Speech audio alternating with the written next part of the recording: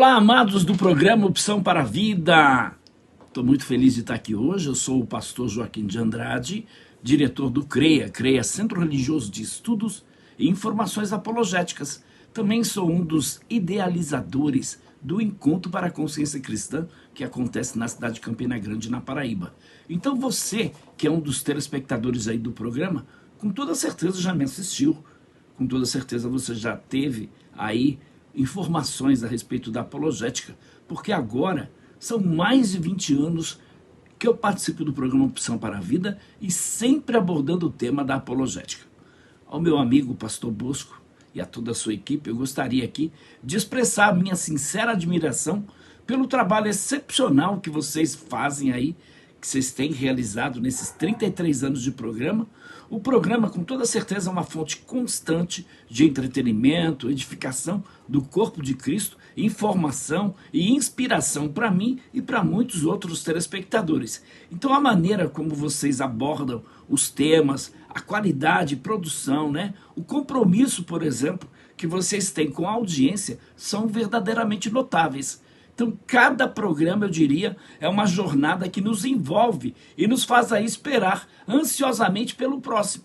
Então, eu quero dizer, continuem com esse excelente trabalho. Seus esforços não passam despercebidos no Senhor e são muito apreciados aí pelos telespectadores. Então, parabéns, pastor Bosco, parabéns, programa Opção para a Vida, parabéns para você que apoia esse programa, que o Senhor continue abençoando cada dia mais e mais e suprindo todas as necessidades para que este programa chegue ao ar. Campina Grande, terça-feira, 23 de abril. Hoje celebra-se o Dia Mundial do Escoteiro, ou do Escotismo, e Dia Mundial do Livro. Queremos informar a toda a comunidade evangélica que hoje, em especial, nós estaremos trazendo uma reprise do nosso arquivo sobre o trabalho, o ministério como cientista físico do Dr. Adalto Lourenço. Faremos isso em memória, lembrando o que este homem deixou como legado para toda a comunidade evangélica, para todo o mundo científico. Ele foi um dos poucos cientistas que realmente, como cristão, defendeu a fé, mostrando que a ciência simplesmente afirma, declara, dá como uma espécie de um testemunho, que a Bíblia, as Escrituras Sagradas, é a palavra de Deus e que não há nada que realmente venha divergir da fé que nós confessamos nas Escrituras Sagradas. Portanto, hoje nós vamos prestar uma homenagem póstuma, lembrando que ele, quando aqui estava, ou quantas vezes ele aqui esteve participando do Encontro para a Consciência Cristã, sempre nós tivemos a oportunidade de contar com a presença, com a participação dele nas nossas entrevistas. Então, hoje você vai ouvi-lo dentro de instantes. Mas antes, queremos deixá-los com o conjunto Embaixadores de Sião, louvando a Deus.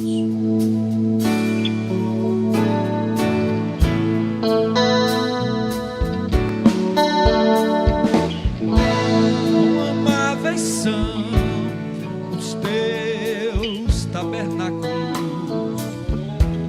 Senhor dos exércitos. A minha alma suspira e desfalece pelos teus átrios. O pardal encontrou casa, andorinha, ninho para si. Eu encontrei teus altares, Senhor, em Deus meu.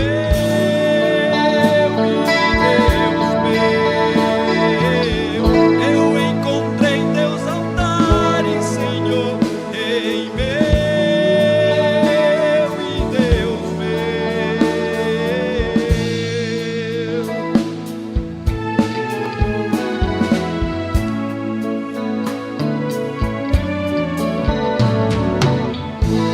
Bem-aventurado aqueles que habitam tua casa. Você e eu é bem-aventurado nessa manhã,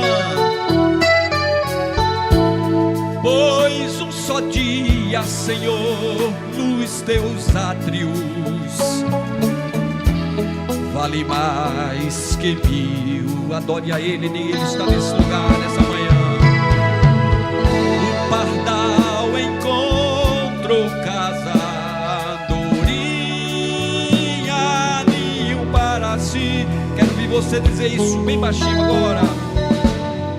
Eu encontrei teus altares, Senhor. Mais forte, diga a Ele isso, declare a Ele nesta manhã. Eu encontrei teus altares, Senhor. Adore-o, erga a sua mão, Ele está nesse lugar. Esse culto é para Ele.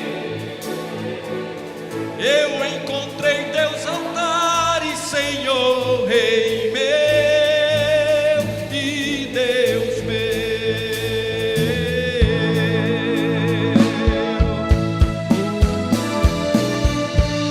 Pois o Senhor é sol e escudo, da graça e glória.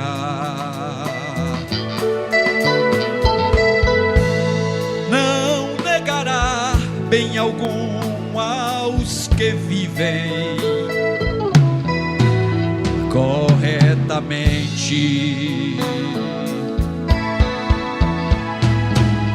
O pardal encontrou casa, andorinha, ninho para si. Você nessa manhã pode dizer bem forte para Ele. Eu encontrei teus altares, Senhor, Rei meu e Deus meu. Eu encontrei. Louve a Ele nesta manhã.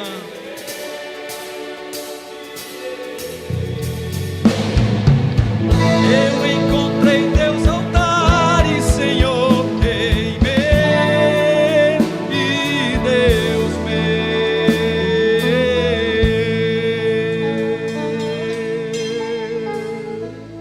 O programa Opção para a Vida, nessa manhã, tem a honra, a alegria, o prazer de receber a visita do cientista físico, Dr. Adalto Lourenço, que muito nos honra nessa oportunidade. E deixamos o senhor à vontade para os seus cumprimentos aos nossos estimados telespectadores do Opção para a Vida e internautas. Pessoal, muito obrigado primeiramente obrigado pela oportunidade de estar aqui no Opções pela Vida. É um prazer, uma alegria muito grande a gente poder conversar um pouquinho a respeito dessas opções pela vida. Dr. Adalto Lourenço, nós sabemos que o senhor sempre foi solicitado para realizar palestras, não só no Brasil, mas até além fronteiras, mas inclusive aqui em Campina Grande, no Encontro para a Consciência Cristã. Como é que o senhor vê, como é que o senhor analisa este Encontro para a Consciência Cristã? Olha, eu vejo de fundamental a importância. Tanto é que esse ano 2022 eu estou aqui, eu trabalho numa empresa lá nos Estados Unidos, pedi permissão para sair de lá e vir para cá, porque eu creio no conteúdo, no valor e na proposta do Consciência Cristã. Sou muito grato a Deus e me sinto assim muito honrado em ter sido convidado para estar de volta aqui. É uma pergunta que todo mundo gostaria de ouvir. O senhor nasceu num lar cristão evangélico? Olha, eu nasci. Meus pais me levaram para a igreja quando eu tinha 7 dias de idade e ali já ficou claro que era um pecador, porque eu quase atrapalhei o culto o tempo todo, chorando e tudo mais. Então já precisava de salvação logo no comecinho. Agora, sim, nasci num lar evangélico, até eu vim conhecer ao Senhor quando eu tinha 10 anos de idade. Foi num culto normal na igreja, não houve apelo, não houve nada. Eu fui para casa com uma convicção de que realmente eu estava perdido.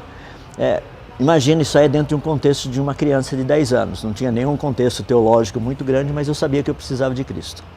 E ali foi quando o Senhor Deus graciosamente me trouxe ao conhecimento dele. Embora eu já estivesse sendo um aluninho lá de escola dominical, que decorava versículo, ganhava prêmios, aquele negócio, perdido, indo para o inferno. Mas ali foi onde Deus começou. Amém. A sua área, Dr. Adalto Lourenço, ela é uma área assim muito difícil de que as pessoas que se dizem ateus, materialistas, eles não acreditem em Deus pelo fato de não acreditarem na Bíblia, na palavra de Deus, como sendo inspirada verbal e plenariamente. O senhor poderia nos dizer as dificuldades que o senhor encontra com seus colegas cientistas físicos? Sim, é a mesma dificuldade que qualquer outra pessoa encontra na sua própria profissão. Por exemplo, um bancário tem dificuldade de testemunhar para os seus companheiros que são bancários. Os médicos têm dificuldade com os médicos. Eu também tenho as minhas dificuldades, são praticamente as mesmas com essas pessoas da área da ciência. E a questão principal, que no fundo, não é ciência. Deixa eu colocar de uma forma bem simples. Eu não consigo provar para os meus amigos, meus colegas de trabalho, que Deus existe e provar cientificamente. Como eles também não conseguem provar cientificamente que Deus não existe. Percebe? A discussão não é científica, é porque nós temos crenças diferentes. Então, o que tem que ser discutido é a crença. A dificuldade maior, e aí é a minha maneira de trabalhar, não é uma dificuldade, mas é uma metodologia. Eu gosto de primeiramente desenvolver aquilo que a gente chama de credibilidade. Ou seja, mostrar que eu sei, que realmente eu sei o que eu estou fazendo. Depois a gente vai conversar a respeito do Evangelho, por quê? Porque se naquilo que eles conseguem testar, eles sabem que eu sei, naquilo que eles não conseguem testar, eu espero que eles vão acreditar na minha capacidade. Seria possível o senhor dizer em poucas palavras, que possivelmente teria que levar uma demanda de tempo, falar sobre a teoria do Big Bang? A teoria do Big Bang é bem simples. Existe uma partícula, eu vou precisar dar um exemplo rapidinho. Existe uma partícula subatômica chamada próton. O tamanho dela é o seguinte: pegue 1 metro de vida por 1000 pedacinhos, você vai ter 1 milímetro. Pegue 1 milímetro de vida por 1000 pedacinhos, você vai ter 1 micrômetro. Pegue 1 micrômetro de vida por 1000 pedacinhos, você vai ter 1 nanômetro. Pegue 1 nanômetro de vida por 1000 pedacinhos, você vai ter 1 picômetro. Esse negocinho desse tamanho, tá, minúsculo, é o que os cientistas dizem, os cientistas naturalistas, o pessoal que acredita no Big Bang, é o que eles dizem que seria o universo todo logo no seu início.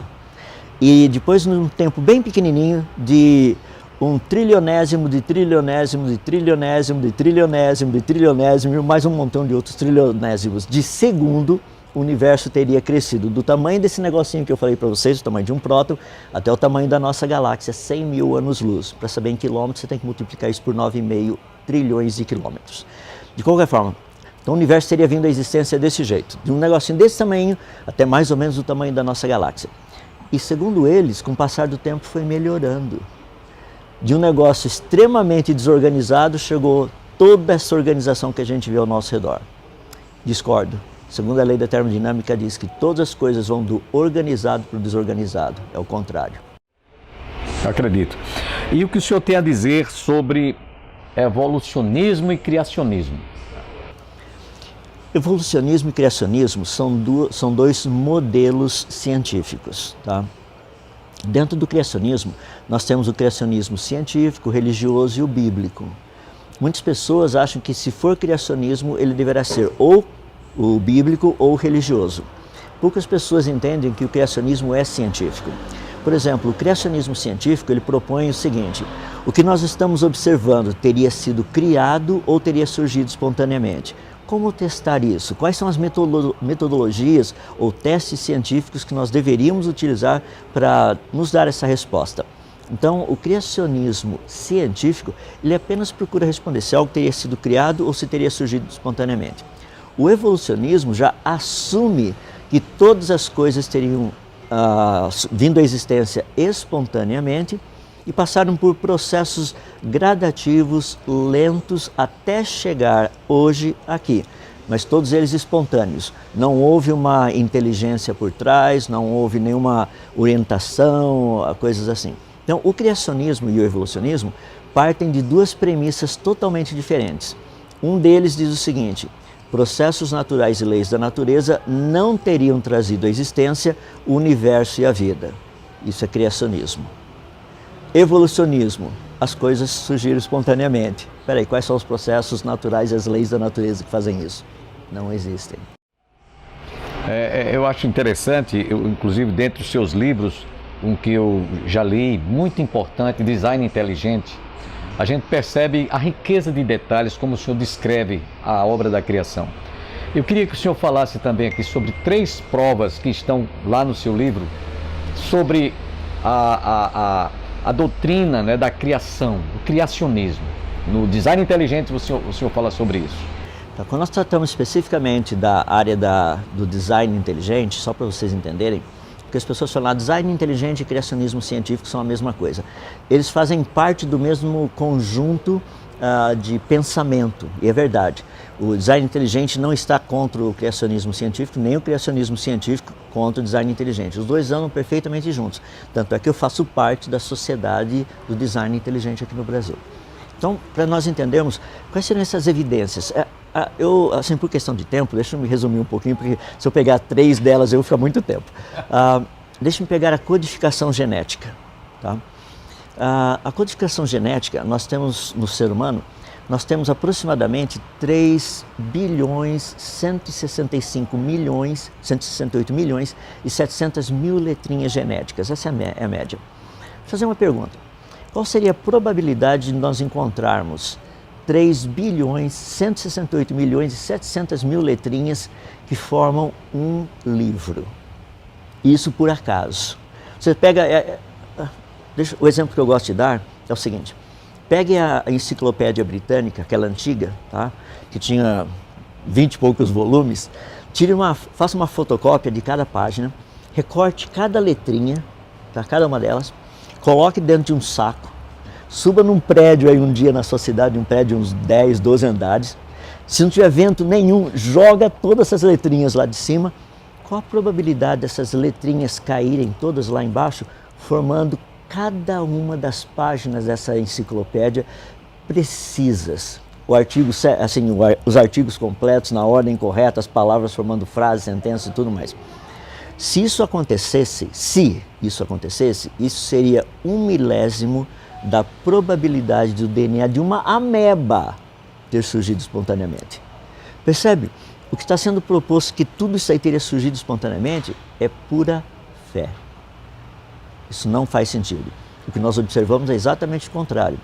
Quem acreditaria que a enciclopédia britânica, aquela antiga que talvez teu avô tenha lá na prateleira aí, do Barça, uma delas aí, quem acreditaria que uma enciclopédia como essa teria surgido espontaneamente, sem uma mente inteligente por trás, sem um planejamento?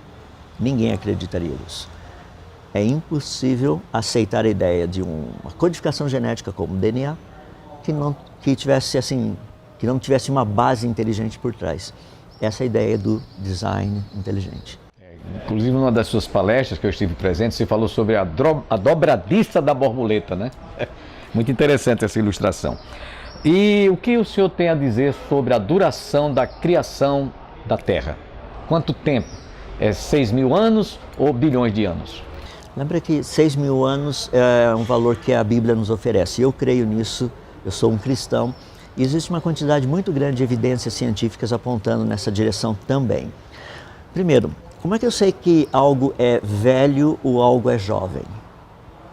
A ciência tem condição de mostrar isso? Tem, depende do quê? Por exemplo, você pega um pneu de carro. Quando você compra um pneu novinho, você percebe que tem a superfície do pneu, tem até umas borrachinhas meio espetadinhas assim nele, né? Então você sabe que aquele pneu é novo. Se você sabe o quanto a pessoa anda com o carro, e você vê o desgaste que isso produz no pneu, deve você ter uma ideia mais ou menos há quanto tempo essa pessoa está andando com esse pneu no carro. Eu estou dando um exemplo de pneu, tá? Seria possível ter alguns elementos assim no planeta Terra? Sim. A Terra gira muito rápida, são 1.700 km por hora, tá? É a velocidade tangencial dela no Equador, quase isso. Você tem uma máquina de lavar roupa aí na sua casa. Provavelmente tem aquela parte que a gente chama de centrifugação. Tá? A máquina começa a girar muito rápido, tem o tambor da máquina e tem uns furinhos. Só que a velocidade que gira é tão alta que faz com que a água que está na roupa, as moléculas de água que estão ali, essa força centrífuga empurra essas moléculas de água para fora do tambor, para fora da roupa e para fora do tambor. Então a roupa sai mais ou menos seca da máquina. A Terra está girando como esse tambor da máquina de lavar roupa. Então tem uma força centrífuga muito grande no Equador. O que aconteceria? Se a Terra estivesse girando há muito tempo, essa força centrífuga no Equador estaria achatando o planeta. Então ele seria mais gordinho no Equador e mais assim um pouco magrinho, ou seja, teria uma altura menor dos polos. Não tem. É praticamente a mesma. Isso significa que faz pouco tempo que o negócio está rodando. Então o criacionismo científico ele diz assim, a Terra não poderia ter centenas de milhares de anos ou milhões de anos. As pessoas falam, não, então a Terra tem 6.000 anos. A ciência não sabe quanto, a ciência sabe que faz pouco tempo que ela está rodando. Percebe? Então 6.000 anos, eu acredito que seja a proposta correta. Por exemplo, cientistas têm uma dificuldade muito grande de explicar por que a Eva mitocondrial perfeita, a mãe de todos nós, teria existido há mais ou menos há 6.000 anos atrás. Cientistas têm muita dificuldade em explicar por que a raça humana começou a ter diferenças, cor de pele, coisas desse jeito, há 6.000 anos atrás. Cientistas têm muita dificuldade de explicar por que essa parte assim, de variabilidade genética no ser humano teria ocorrido há mais ou menos 5.000 anos atrás, 4.000 e poucos, 5.000 anos atrás, dilúvio. Tá? Ou seja, percebe, todas essas informações científicas, elas batem com as idades e as propostas de uma terra jovem de 6.000 anos que a Bíblia propõe. Agora, a ciência não tem como bater o martelo. E nem eu tampouco estou querendo dizer que a ciência está confirmando a Bíblia. Eu estou dizendo que tanto a ciência devidamente estabelecida como a Bíblia corretamente interpretada, as duas estão falando a mesma coisa. Percebe? As duas estão falando a mesma coisa. Por quê? As duas, a Bíblia é a verdade. Quando a ciência descobre a verdade, a ciência vai falar exatamente aquilo que a Bíblia disse. É interessante, doutor Adalto Lourenço, é que lá em Gênesis capítulo 1, do verso 1 para o verso 2, deve ter havido um hiato ali, né? Eu penso que tem havido, né? Essa é uma discussão muito grande, mas eu vou deixar para você, assim, para pensar o seguinte. Gênesis capítulo 1 diz assim, no princípio criou Deus os céus e a terra. Na maneira do povo judeu pensar, porque lembra que a Bíblia não foi escrita em português e nem para brasileiros. A maneira do judeu pensar é o seguinte, ele sempre faz uma introdução, daí depois ele expande. Então, o verso 1 de Gênesis, Deus poderia ter dito, no princípio criou Deus os céus e a terra. Ele poderia ter pulado lá para o capítulo 3. Mas a serpente, o mais sagaz de todos os animais, estaria resolvido o problema. Mas a maneira do judeu pensar não é assim. A língua deles não funciona desse jeito. A cultura não é assim. Então, ele dá primeiro a introdução. No princípio criou Deus os céus e a terra. É o resumo. A partir do verso 2, ele vai começar a dizer como isso teria acontecido. Agora, olha que coisa interessante. A gente sabe que nós temos do verso 2 até o verso 5 uma descrição. No verso 5 termina o primeiro dia. Houve tarde e manhã o primeiro dia. No verso 4 nos é dito que Deus chamou a luz dia e as trevas noite. Então ele está nos descrevendo o que teria sido o primeiro dia. No verso 3 ele disse o seguinte, disse Deus, haja luz e houve luz e viu Deus que a luz era boa. Então agora a gente sabe a parte de luz, só faltou a parte de trevas do primeiro dia. Em qual verso estão as trevas? No verso 2, havia trevas sobre a face do abismo, ou seja, o primeiro dia começa no verso 2. Eu não creio que existe nenhum hiato ali. Estou pensando como um judeu pensa, estou dizendo isso porque a minha pesquisa dentro disso, eu escrevi um livro chamado Gênesis 1 e 2, A Mão de Deus na Criação. Eu respeito imensamente brasileiros, americanos que conhecem a língua hebraica profundamente. Mas eu fui conversar com os rabinos. Aqueles que são judeus, aqueles que por gerações têm trabalhado com isso. Essa ideia que eu falei desse ato é defendida por alguns teólogos, né? Alguns teólogos defendem que no princípio criou Deus os céus e a terra. Ponto. Então, alguns afirmam que houve uma destruição, isso eu já ouvi de alguns palestrantes, e depois, verso 2, a terra, porém, era sem forma e vazia, né? A gente vê. Então, é por isso que eu fiz essa pergunta, provoquei essa pergunta. Só rapidamente, quando nós conhecemos a língua hebraica, e não é o meu caso, tá? Eu não sou dessa área, mas aqueles que são, como por exemplo, procurei contato com professores da Universidade de Tel Aviv, em Jerusalém, o tornou-se, em Gênesis 1, verso 2, não é possível. Não tem como traduzir, e a terra tornou-se sem forma e vazia. O que o texto está dizendo é como era a terra no momento da criação. Deixa-me exemplificar, porque isso veio deles. Imagina que a sua mãe ou a sua esposa vai fazer um bolo de chocolate.